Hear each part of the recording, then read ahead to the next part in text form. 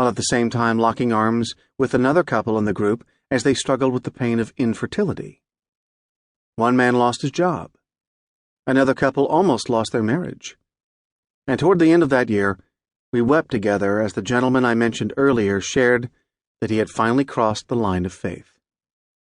Those 12 months marked us. Sandra and I have been in a small group ever since. Our lives have gotten much busier. The demands of ministry have become heavier. Our 3 children require more time than ever before. But being in a small group is a non-negotiable for us. We're about to begin our 11th group. We have 2 couples from our former group and 3 couples we met through our boys' involvement with baseball. Most of these new couples have been attending North Point Community Church for less than a year and cover the gamut in terms of spiritual maturity. Sandra and I can't wait to get started. Creating a culture. When Bill Willits and I first talked about creating this resource, we asked ourselves, what do we have to say about groups that is unique? Several things came to mind, but the primary thing that bubbled to the surface during our conversation was the notion that North Point really does have a small group culture. The small group program is not an appendage. It is not a program we tacked onto an existing structure. The small group is part of our lifestyle. We think groups. We organize everything with groups in mind, and everything points to group life. In many ways, group life drives what we do and do not do as an organization. The only numeric goal we have ever set for our ministry was in the area of small group participation. Why?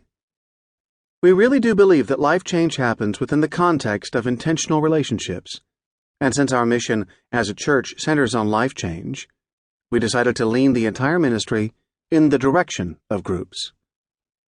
Whenever I talk to senior pastors about their small group ministries, I always ask about their personal small group experience. The majority of the time, and I mean the vast majority of the time, it turns out that the pastor is not actively participating in a group. At that point, I say something rude. I think it is hypocritical for a pastor to champion something he isn't willing to participate in himself. Meanwhile, the small group's director is standing there giving me imaginary high fives. He or she knows what many senior pastors don't. Groups don't really impact a local church until they become part of a church's culture, and that begins with senior leadership. Meet your guide. Bill has done the lion's share of the writing for this project, and rightly so. He lives in the trenches of group life. One of North Point's 6 original staff members, Bill is the architect of our group's ministry. Our shared small group experience back in 1993 ignited a passion in him to create a small group culture in our church, and he has done exactly that. Under his leadership, this area has flourished to the point where we now have more than 7,000 adults participating in small groups. An entrepreneur and strategist, Bill led the charge to develop a closed group model at North Point. I don't know of any other church that had embraced this concept before Bill began championing it. His leadership and courage enabled us to develop closed groups that multiply. We were told that it couldn't be done, and that we were foolish to try.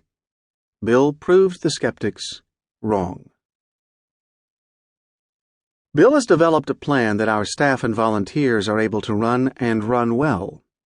As the church has grown, Bill has continually re-engineered our group's ministry to keep up with the demand and to follow his vision to involve every member and attendee in a group.